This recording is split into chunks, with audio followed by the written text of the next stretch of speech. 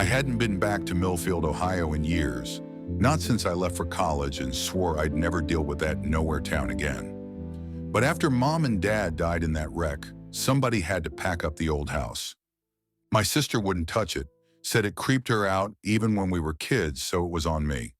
I threw some clothes in a duffel, grabbed my keys, and drove down from Columbus. It's an hour if the roads are clear, but it felt longer with just me and the tires humming. The radio cutting out every few miles because Millfield's got no signal worth a damn. I kept my mind busy on the drive, thinking about when we first moved there. I was 8 and Dad had just started at the coal plant. The house was this beat-up box with peeling paint and a porch that sagged like it was tired. Mom called it a fixer-upper, but they never fixed much. Me and my sister hated it. Too quiet after our old place in Athens, too dark with no streetlights. I'd lie in my room, this little corner off the kitchen they gave me because my sister wanted the bigger one, and listen to the house make noises. It was old from the 40s or something, always creaking and popping. But sometimes it wasn't just the house. The first time I heard something weird was a couple weeks after we got there. I had this rickety bed with a metal frame that squeaked every time I rolled over, and I was still getting used to sleeping alone without my sister snoring through the wall. I woke up late one night, probably past midnight, because I'd kicked my blanket off and got cold. That's when I noticed it, this faint scratching, like scritch scritch, coming from the wall by my head. I sat up, rubbed my eyes, and listened hard. It stopped, then started again, real slow. I figured it was a mouse. Mom said old places like this had them, but then there was this other sound, breathing, kind of shallow and wheezy, like a kid with a stuffed nose right behind the wall. I pressed my ear to it, and it got louder like it knew I was there. I yanked my blanket up and stayed like that till morning, too freaked to move. I told Dad about it, and he banged on the wall with his fist, said it was probably a squirrel in the vents. I didn't think so, but I didn't argue.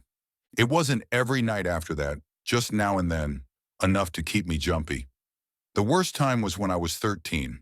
I'd snuck my Game Boy under the covers to play Pokemon after Mom yelled lights out, and the house was quiet except for this storm blowing in. Thunder was rumbling, rain hitting the windows, and I was dozing off when the scratching started again.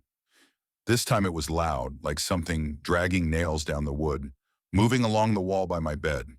I froze, Game Boy buzzing in my hands, and then the breathing came. Wet, heavy, so close I thought it was under my pillow. I bolted up, heart pounding, and yelled for Dad. The second I did, it stopped. But I swear I heard this little hiss, sharp and pissed off, before it went quiet. He checked the next day, poked around with a flashlight, said it was the house settling in the rain. I didn't sleep right for weeks. I pulled into the driveway around dusk, tires crunching on the gravel. The house looked rougher than I remembered, paint flaking off, porch steps half rotted. Inside smelled like damp wood and stale air, everything coated in dust. I started packing in the kitchen, taping up boxes of plates and pans, trying to keep busy. After a while, my hands were sore, so I took a break and wandered toward my old room. It was just off the kitchen, door still scratched up from when I'd kick it during fights with my sister. I pushed it open, and a cold draft hit me, even though the window was shut. The room was empty now, no bed, no nothing, just bare walls and scratched up hardwood. That's when I noticed them, little cracks along the baseboards, thin gaps where the molding met the floor. They looked fresh, like the wood had pulled apart.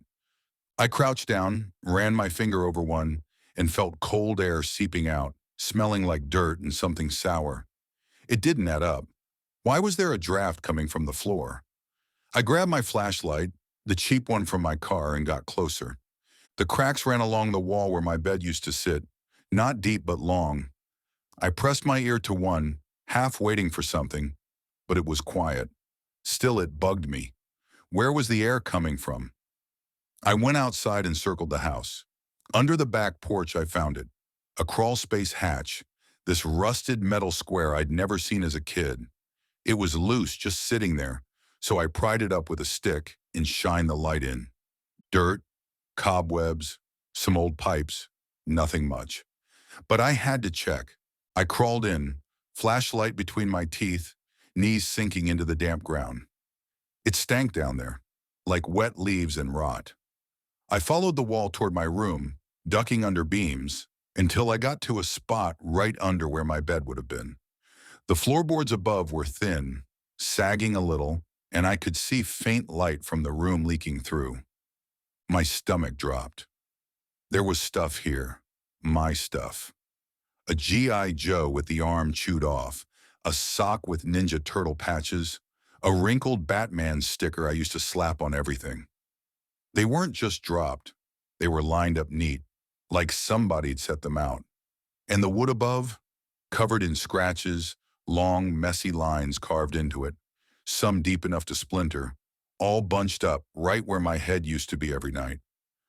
I sat there, flashlight shaking, staring at those marks. They weren't random. Some were short, some long, like something had been down here, clawing at the wood over and over, night after night. The breathing, the scratching. It wasn't the house, wasn't squirrels. Something had been under here, right below me, watching me sleep, digging at the floor while I was out cold. My skin went cold, goosebumps prickling up my arms. I could see it in my head. Something hunched in the dark, listening, scraping at the wood just inches from me. How many nights? How many times had it come back? I couldn't breathe right. I crawled out fast, banged my elbow on a pipe, and stumbled back inside. The house felt wrong now. Too quiet, too still. I grabbed my duffel, locked the door, and got in my car. No way was I staying there, not with that under the floor. I drove back to Columbus that night, hands tight on the wheel, and crashed at a motel. The house is still there, boxes half packed. I don't care. I'm not going back.